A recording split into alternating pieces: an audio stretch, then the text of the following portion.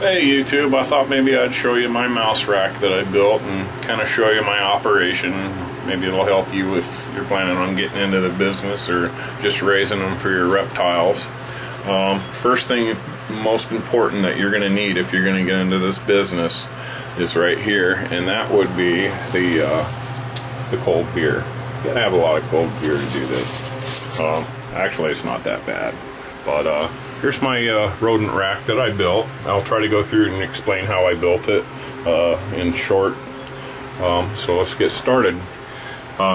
Construction. This is 2x3s. All the supports around it are 2x3 construction. The rest of it is all 1x2. Quarter mesh screen. And this is actually one piece all the way down, all the way over. I built all of these big 4-bin shelves first, stapled on this. This piece is actually attached to here, so it's built like one big frame. And then I put the centers in. The wire actually runs straight through underneath it, all the way down. That's one piece of wire, one shelf, and then actually, and it's like that all the way down.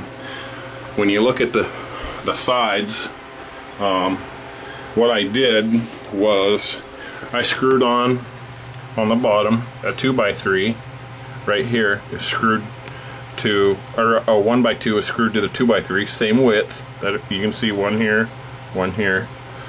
It ends right here. I cut it, and then I screwed this piece onto this piece. My shelves sit on top of those, and then I screwed another piece onto this piece. Shelf sits on top of that, and so on all the way up. As far as the sliders go, 2x3s, cut yourself a couple of shims, the thickness of here.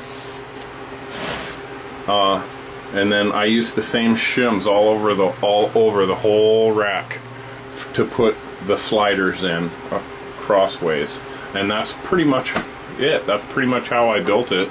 Now you think 2x3s and 1x2s that this thing would be pretty flimsy, but actually I can grab it, shake it. It's actually pretty good.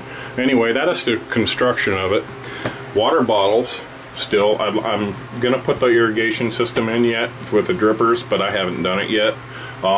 Basically, what I got going here is I just cut out a little hole. Let's see if I can see it here. Where is it? Anyway, there it is, right there, right here. See, I cut out a hole that goes in there. This piece here is actually for conduit, PVC conduit. It's just an anchor to anchor it to a wall, and it had little lips that come off where the screws go through, and I just clipped them off. Absolutely works perfect for the bottles. I got the bottles for $2 a piece at Walmart, and they do the job. I've had a couple of them that didn't quite work right, but buy a couple of cases of them, it does pretty good. Anyway, that's the rodent rack. I have roughly 2 to 3 females and a male per bin until after they have pups. Then I personally like to separate my mice. Basically what I got going here is there's a mama right there, and she's in the middle of weaning or feeding her babies, and she has 14 babies. I have these little clips that I got at the dollar store for they were like 8 or 10 for $1. I just screw them on. If I have a problem or a sick mouse, you can see I have a color code system. Yellow is sick, blue is that there's babies in there. The green one is injured mice that I'm keeping an eye on,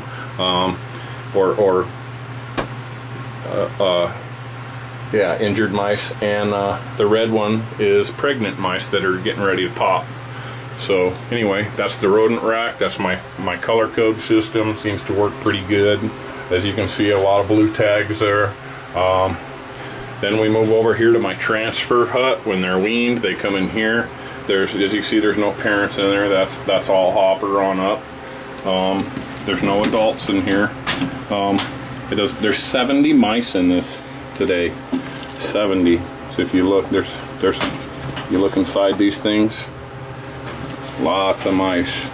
Lots and lots of mice. I don't know why, they sure like to cuddle. Hasn't seemed to bother them being in those. Down there is fresh ones that are a little bit smaller. These guys, they still have their babies and they haven't quite weaned yet, so I put them in there with mama till she weans them, and then the parents go back into the main hut. I usually give them about a week break, let them stick around with their babies for a while.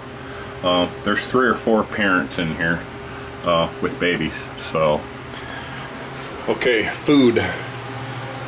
This is a food that I mixed up. Sunflower seeds, rabbit food, dog food, and bird seed mixed up in a 55-gallon drum. It's actually pretty reasonable to make, and the mice love it. As you can see, they work on it pretty regular. That's not a very good display, but that's because they're all full. They just got done eating. You can see they got it scattered around there. This is a Missouri blend. Rodent food, $28 a bag. It's expensive, but it's probably the best thing that you can feed your rodents. This food over here, I just actually stumbled on by mistake, because this stuff here was so expensive.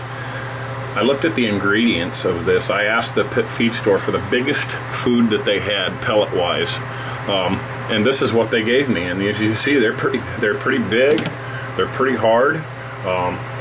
Good for the rodents to chew on because their teeth never stop growing, you know. But if you look at the ingredients on this, it's almost the same ingredient as the Missouri. So it's pretty close, not quite the same, but all your key ingredients are in it that you need for the rodents, like the soy and the other ingredients. So the nice thing about this stuff is it's about $12 a bag. Huge price difference. And you can see I use it in all my huts. All the huts have it. Even all of these have it. I usually just give them 2 or 3 each hut, and they'll chew on them for a week or so. But I still feed my Missouri with it. So I got my Missouri, I got my seed mix, and hog feed. Just go in and ask for the biggest pelleted food they have. Now, usually they'll take you to the hog food. That's that one. Big money saver, big money saver. As you can see, I keep all my huts clean. I clean these huts twice a week. This is actually a spare room in my house, so I have to keep it clean. And it's real easy to tell if they're getting anywhere near dirty, because you'll start smelling it. Right now this room smells like shavings. We just got done doing all the huts, all of those. It takes me probably a couple hours twice a week to do everything. New water, sanitize all the huts. We do a complete sanitize. This is we wipe out the huts, we suck out all the stuff in the huts after we dump them out. Sanitizer, very important. Keep your mice healthy. And a lot of rags. That whole shelf is usually full, but right now we just got done doing them, so that's why. And down there is the oats. I didn't know if I showed you those, but I'll do it real quick. This is from your local discount store, like you buy in bulk at. This is actually just oatmeal.